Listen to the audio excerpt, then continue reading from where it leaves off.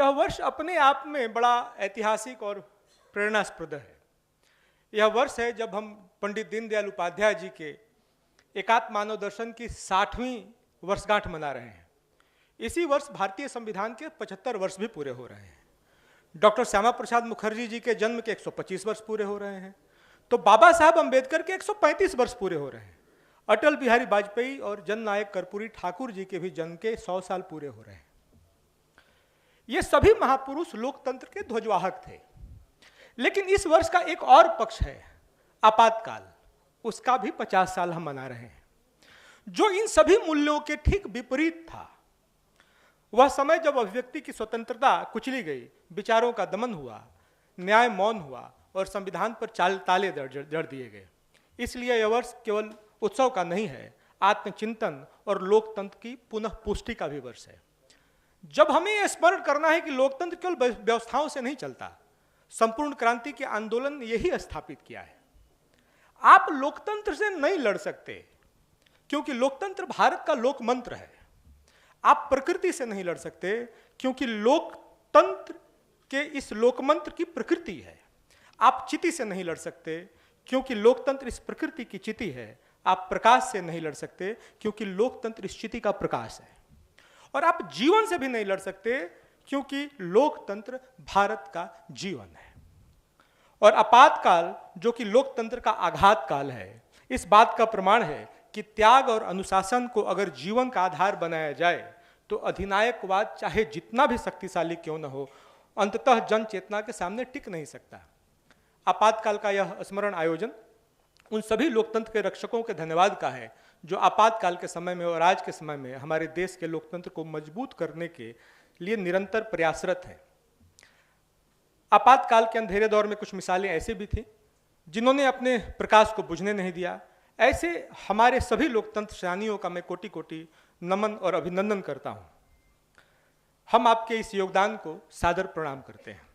आज जब हम आपातकाल के दौर से को याद कर रहे हैं, तब यह भी याद रखना आवश्यक है कि हमारा लोकतंत्र तभी सुरक्षित है जब हमारी सीमाएं सुरक्षित हैं। हाल में ऑपरेशन सिंदूर की सफलता ने यह दर्शाया है कि सैन्य बल केवल रणभूमि की शक्ति ही नहीं, बल्कि करुणा, संवेदना और राष्ट्र धर्म की मूर्ति है।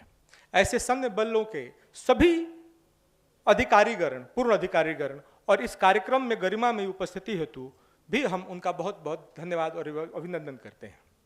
हम इस मंच से विशेष आभार प्रकट करते हैं उन पूर्व राजदूत और वरिष्ठ राजनयिकों का भी, जो इस महत्वपूर्ण आयोजन में अपनी गरिमामयी उपस्थिति से हमें सम्मानित कर रहे हैं।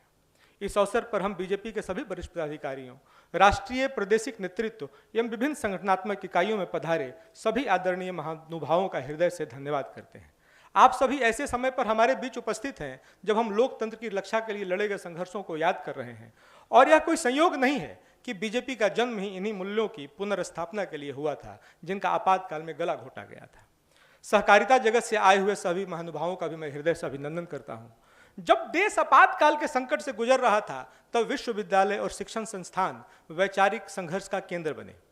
इन्हीं विश्वविद्यालय और शिक्षण संस्थानों से पधारे सभी आदरणीय कुलपति महोदय, मान्यवर प्रोफेसर, विद्वान शिक्षक, शोधकर्ता और विद्यार्थियों का भी मैं हृदय से अभिनंदन और धन्यवाद प्रकट करता हूँ। इस मंच से समाज में विविध क्षेत्रों में अग्रणी भूमिका निभाने वाले सम्मानित अतिथियों का भी मैं विशेष रूप से धन्यवाद व्यक्त करना चाहता हूं, जिसमें खेल जगत से आए हुए प्रतिनिधि, चार्टर्ड अकाउंटेंट्स, अधिवक्ता, चिकित्सक, एंटरप्रेन्योर तथा कला एवं संस्कृति के क्षेत्र से जुड़े कलाकार गण भी शामिल हैं। आप सभी ने राष्ट्र निर्माण और लोकतांत्रिक चेतना के संवर्धन में सशक्त भूमिका निभाई है।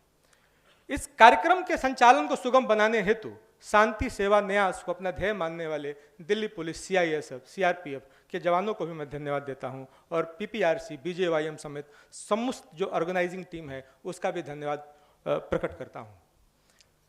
अंत में मैं हृदय से धन्यवाद देता हूं हम सब लोगों के तरफ से अपने गृह एवं सहकारिता मंत्री श्री अमित भाई शाह जी का, जिनके उद्बोधन हमने सुने और बाल्यकाल से लेकर के अभी तक की जो यात्रा है उसमें उस काले जो दिन थे उन दिनों ने आपको गढ़ने में कैसी भूमिका निभाई, हमने उस विषय को भी सुना और हृदय से हम आपका भी धन्यवाद प्रकट करते हैं।